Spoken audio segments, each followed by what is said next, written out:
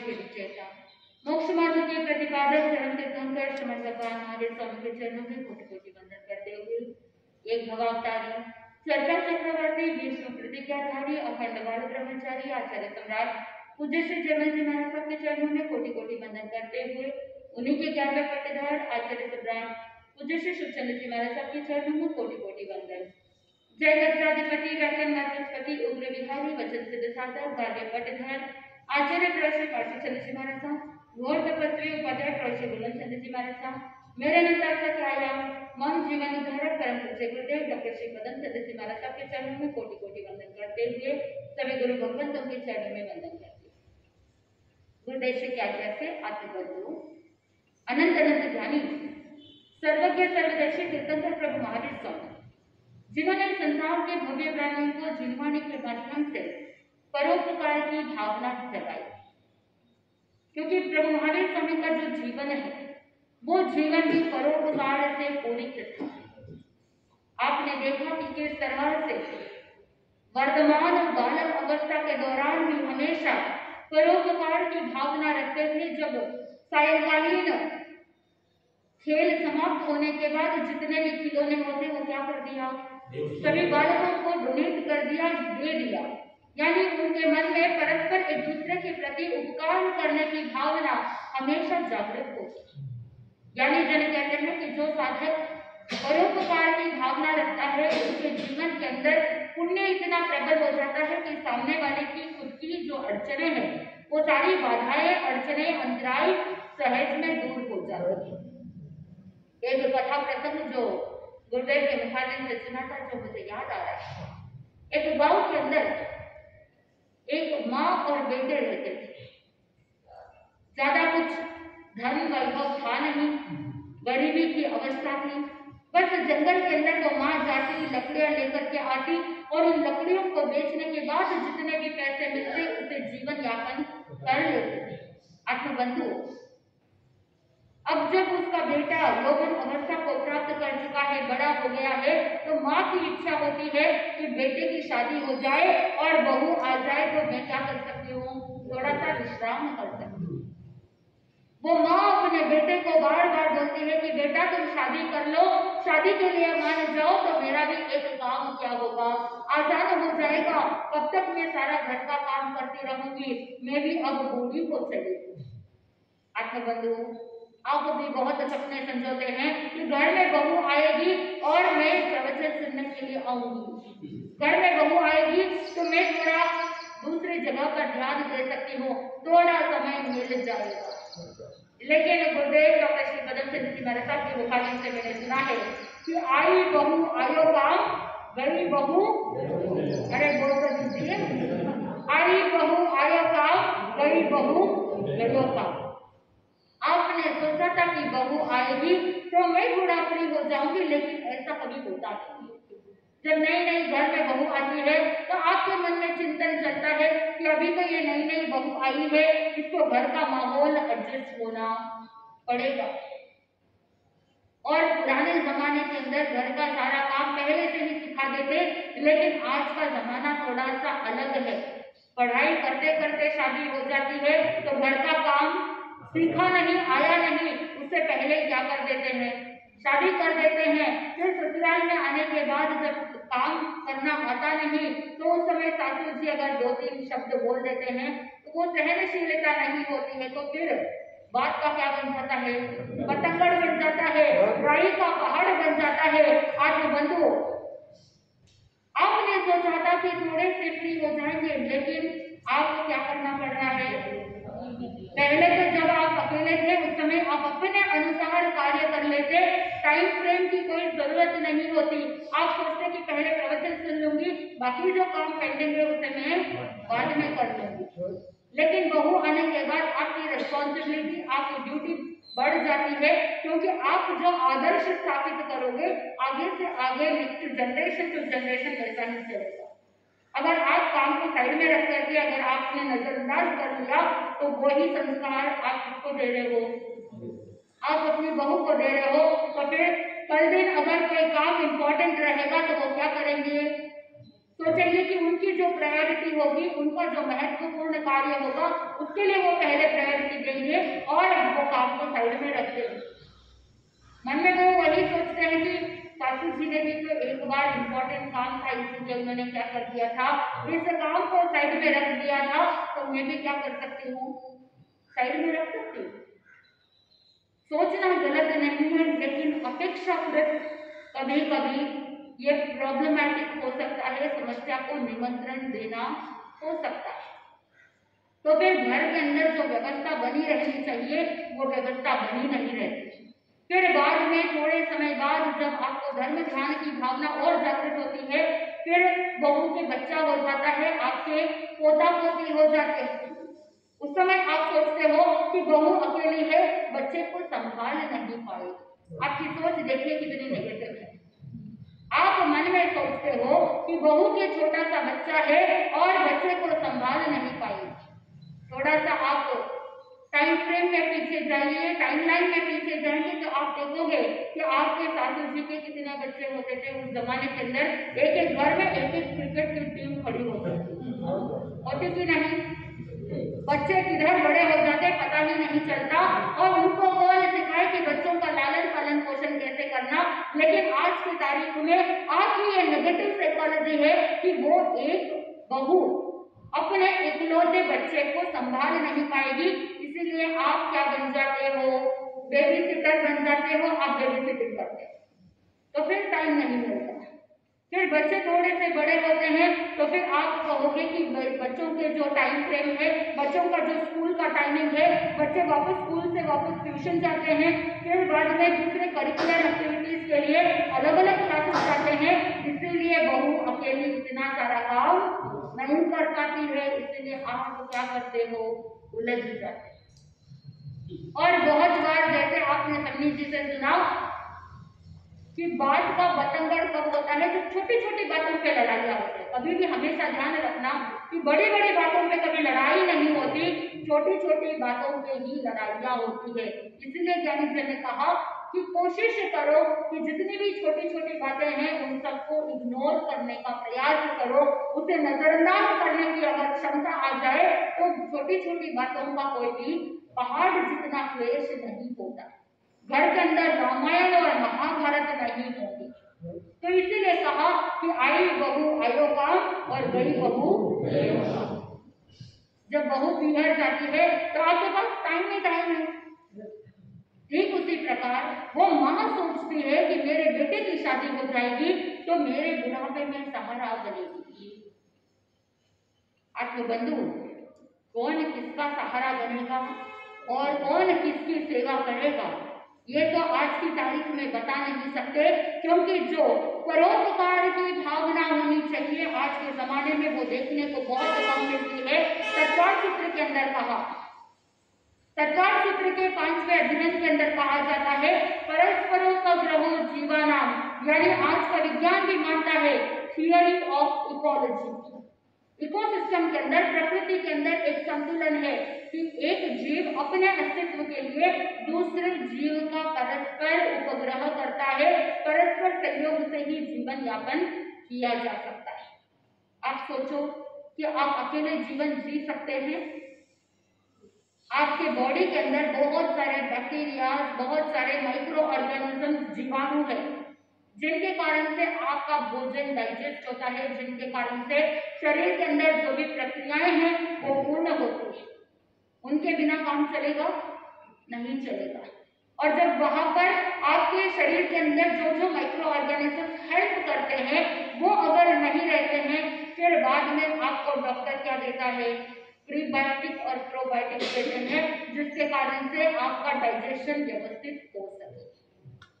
ठीक उसी प्रकार वायुकाय, पृथ्वीकाय, 6 काय जीवों का परस्पर सहयोग है, इसीलिए हम अपने जीवन में अस्तित्व को कायम रख पाते हैं। तो वहां पर वो बुढ़िया अपने बेटे को कह रही है, लेकिन वो बेटा तो सोचता है कि मुझे शादी वादी नहीं करनी है, मुझे कोई कार्य नहीं करना है। वो नजरअंदाज कर देता है अपनी माँ की बात को और वह माँ दुखी हो जाती है। एक बार दोपहर के समय में पानी घर के अंदर खत्म हो गया था। आज के जमाने के जैसा नहीं कि आपने एक स्विच ऑन कर दिया और पानी आ जाता है, ऐसा नहीं। पुराने जमाने के अंदर कन्वर्ट पर घड़े लेकर के जाते और पानी भर करके लाते। शारीरिक श्रम होता, इसलिए मानसिक बीमारियां नहीं होती। और आज के जमाने में शारीरिक श्रम नहीं है, इसलिए मानसिक बीमारियां बहुत ज्यादा होती, क्योंकि शरीर और मन दोनों का एक दूसरे के साथ सहयोग है, एक दूसरे के साथ कनेक्शन है। तो अगर आपका शारीरिक श्रम नहीं है तो मन के अंदर विचारों की श्रृंखलाएं चलती रहती है, और मन के जंजाल के कारण से आज की तारीख में हर दूसरे तीसरे व्यक्ति को पूछोगे वो एंजाइटी में है, डिप्रेशन में। माँ दुखी हो गई थी, कनघट पर पानी लेने गई, उदास चेहरा, और एक उसी गांव के अंदर एक नई पुत्र वधू आई हुई थी, बहुत होशियार थी। माँ जी के हाव भाव को देख करके पूछ लिया अनायास। जनरली उस जमाने के अंदर डिप्रेशन में इसीलिए नहीं जाते कि जब भी कोई दुख होता, कोई प्रॉब्लम होती, तो कनघट पर जब पनिहारियां पानी लेने जाती, आपस में महिलाएं एक दूसरे से बातचीत करते, मन हल्का हो जाता, तो डिप्रेशन आता ही। और आजकल ना कोई सुनने वाला है, ना कोई बोलने वाला है, और क्योंकि अगर आप अपने सीक्रेट को किसी के साथ शेयर करते हैं तो वहां पर सिक्योरिटी भी ये नहीं है कि आपकी बात बाहर लीक नहीं होगी, इसका कोई श्योरिटी नहीं है। तो इसीलिए एकाकी जीवन, अकेलेपन में जो जीवन जिया जा रहा है, उसकी वजह से बहुत सारी समस्याएं आज देखने को मिलती है।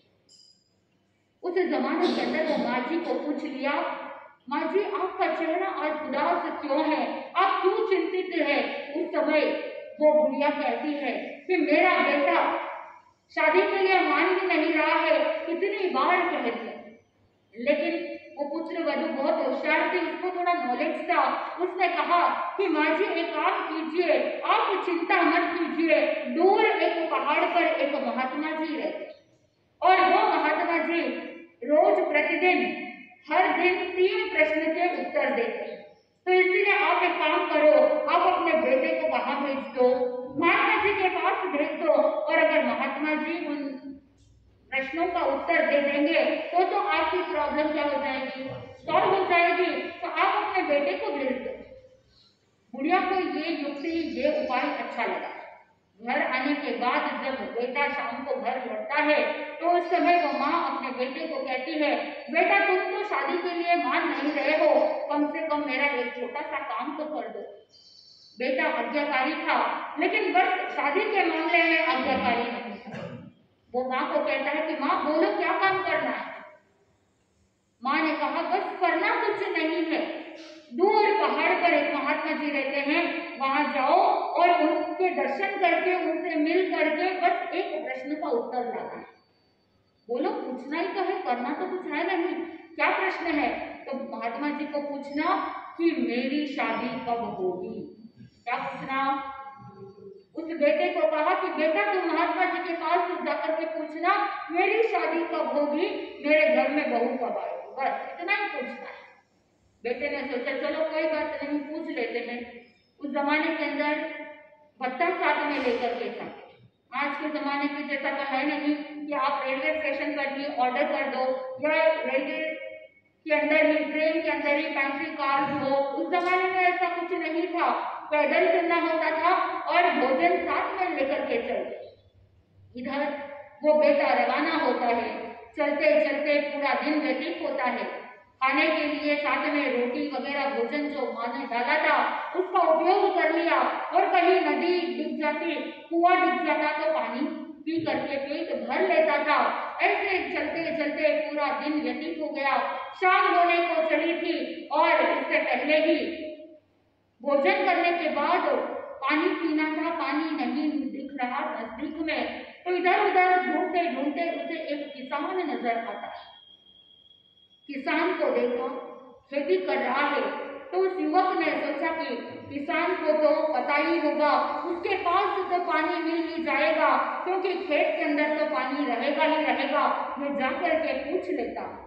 जैसे ही गया तो किसान ने पूछना चालू किया कि तुम कौन हो, कहाँ से आए हो, कहाँ जा रहे हो, क्या चाहिए।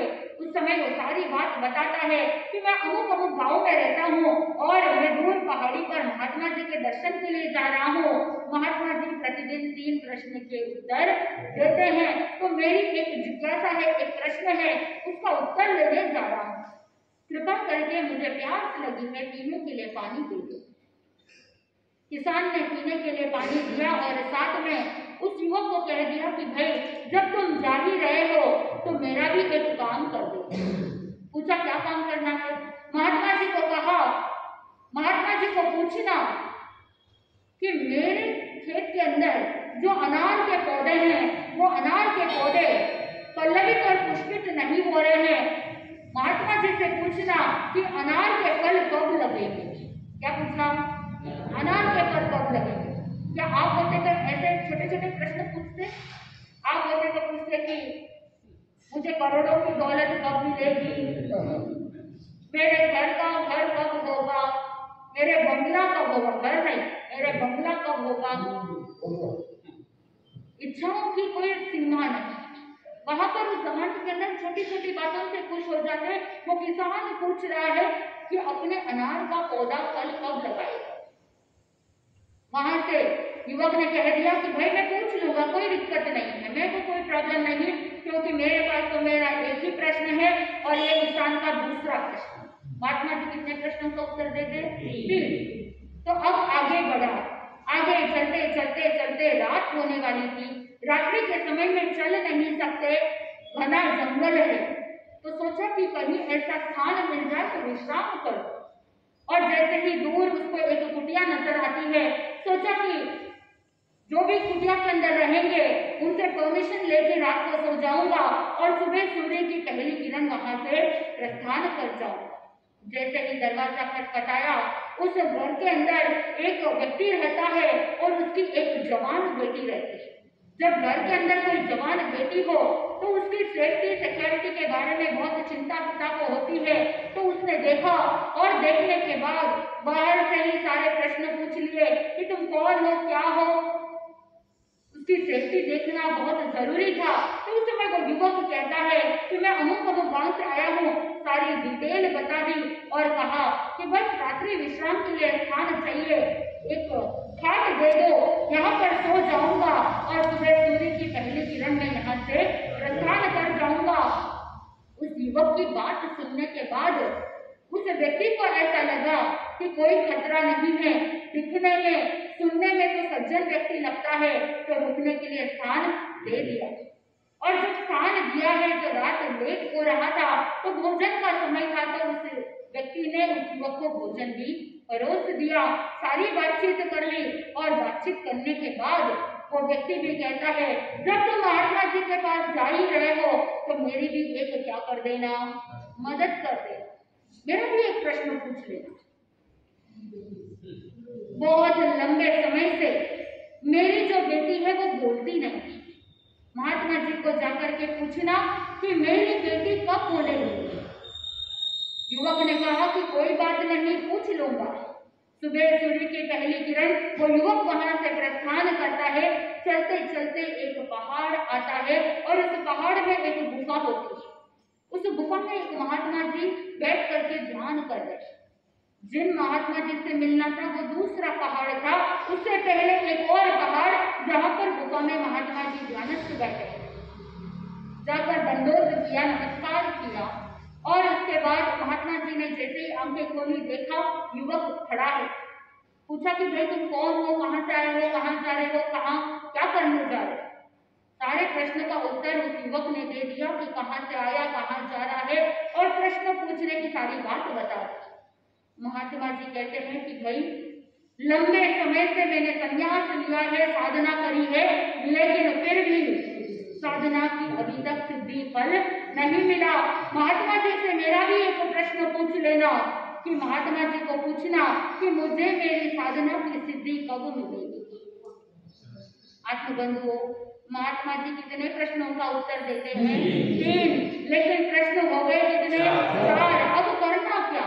आप होते तो सबसे पहले आपका प्रश्न पूछते, लेकिन वो युवक सोचने लगा कि मेरा प्रश्न, मेरी प्रॉब्लम बड़ी नहीं है, बाकी तीन की जो प्रॉब्लम है वो बड़ी है। परोपकार की भावना मन में थी, इसलिए उसने निर्धारित किया कि मैं बाकी तीनों के प्रश्न पूछ लूंगा, मेरे प्रश्न को तो जाने देता। जैसे ही महात्मा जी के पास पहुंचा और दर्शन किए, दंडोत किया, नमस्कार किया, अपने सारी 4 प्रश्न में से 3 प्रश्न पूछ लिए और उत्तर लेकर के वापस प्रस्थान हो गया। सबसे पहले कौन मिलेंगे? महात्मा जी मिलेंगे। जैसे ही महात्मा जी के पास गया, उस समय पूछा कि भाई उत्तर लेकर के आए कि नहीं आए?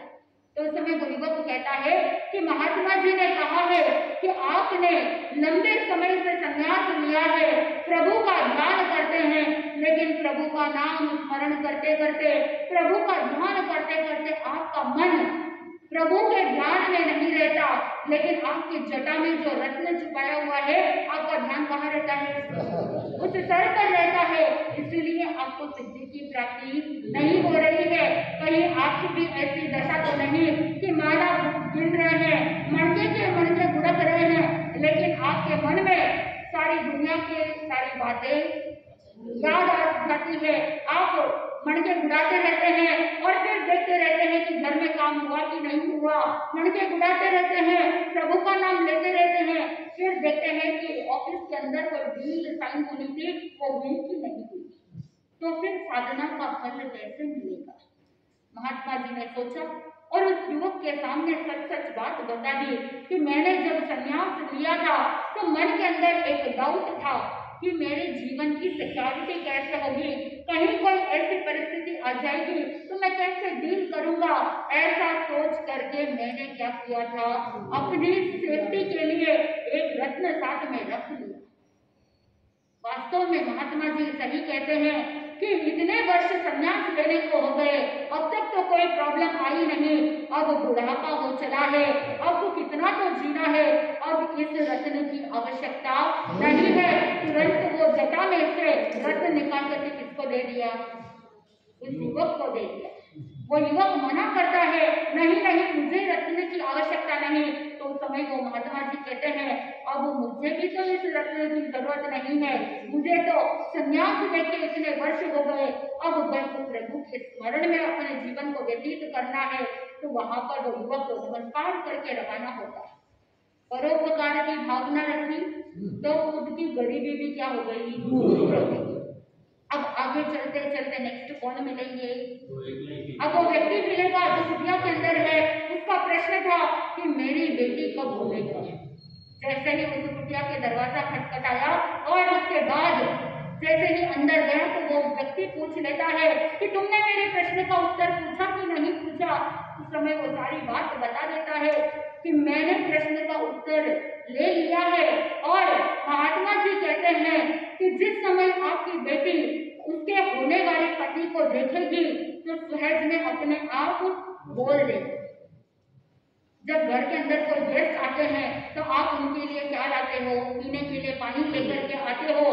ठीक वैसे ही उस व्यक्ति की बेटी अंदर से लोटे में पानी लेकर के आती है और सामने जैसे ही उस युवक को देखती है तो अचानक से बोल पड़ती है। तो महात्मा जी ने जो बात कही थी कि अपने होने वाले पति को देखेगी तो अपने आप बोल देगी, वो सिद्ध हो गया। उस व्यक्ति ने खूब धन दे करके और गाड़ी में बहुत सारे बर्तन माल आदि दे करके उसे विवाह करते हुए उन्हें विदा कर दिया।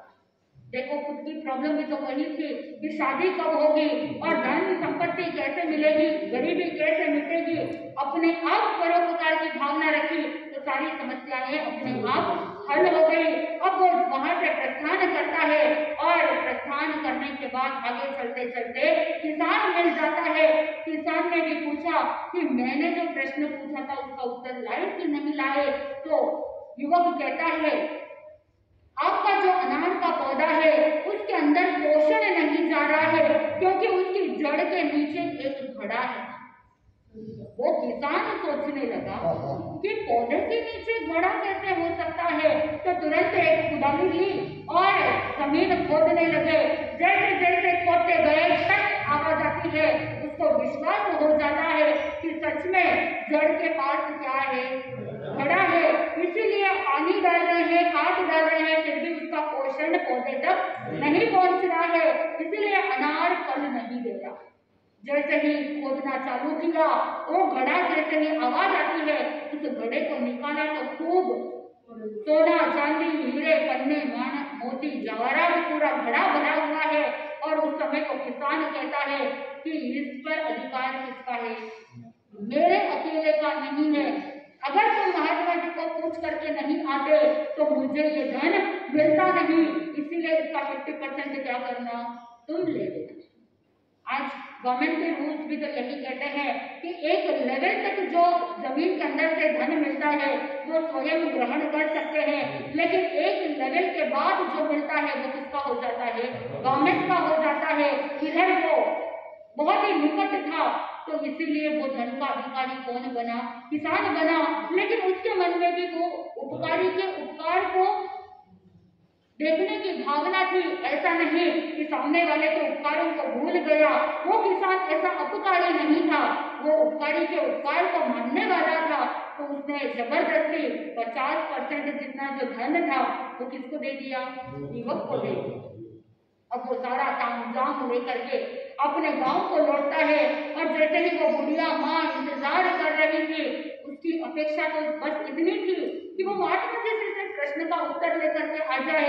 उसने ये कल्पना नहीं की थी कि उत्तर नहीं, समस्या का पूरा समाधान लेकर के आया है, ये पता नहीं। जैसे ही सारा तामझाम देखा कि उसके साथ में एक महिला है और साथ में इतना सारा धन माल भी साथ लाया है, तो अनायास माँ ने पूछ लिया कि तुम गए तो कहाँ गए और लाए तो कहाँ से लाए, क्या लाए हो। तो उस समय वो युवक कहता है, पूरी बात बताता है कि माँ आपने मेरे अंदर इतने अच्छे संस्कार दिए कि मैंने अपने प्रश्न को छोड़ करके परोपकार की भावना रखी और उसी भावना के चलते मैंने बाकी सबकी हेल्प की। तो दूसरों की हेल्प की, इसीलिए मेरी भी क्या हो गई, हेल्प हो गई। मेरे साथ जो समस्याएं जुड़ी हुई थी वो सारी समस्याएं अपने आप दूर हो गई। इसीलिए ज्ञानी जन कहते हैं परोपकार की भावना रखते हैं तो हमारे स्वयं की पुण्यवानी बढ़ जाती है। क्योंकि ज्ञानी जन कहते हैं कि जो दवा काम नहीं करती बहुत बार दुआ काम कर जाती है। तो दूसरों के हित भावना साथ में जुड़ने के कारण से पुण्य प्रबल होता है और पुण्य अगर प्रबल होता है तो खुशहाली, सुख, शांति, रिद्धि, समृद्धि सहज में प्राप्त हो जाती है। तो आत्मबंधुओं, आप भी अपने जीवन में परोपकार की भावना रखें, जिससे आपका जीवन उत्तरोत्तर आगे बढ़ता जाएगा, आनंद की प्राप्ति होगी। इसी मंगल भावना के साथ आनंदी आनंद बोले श्री जैन धर्म की जय।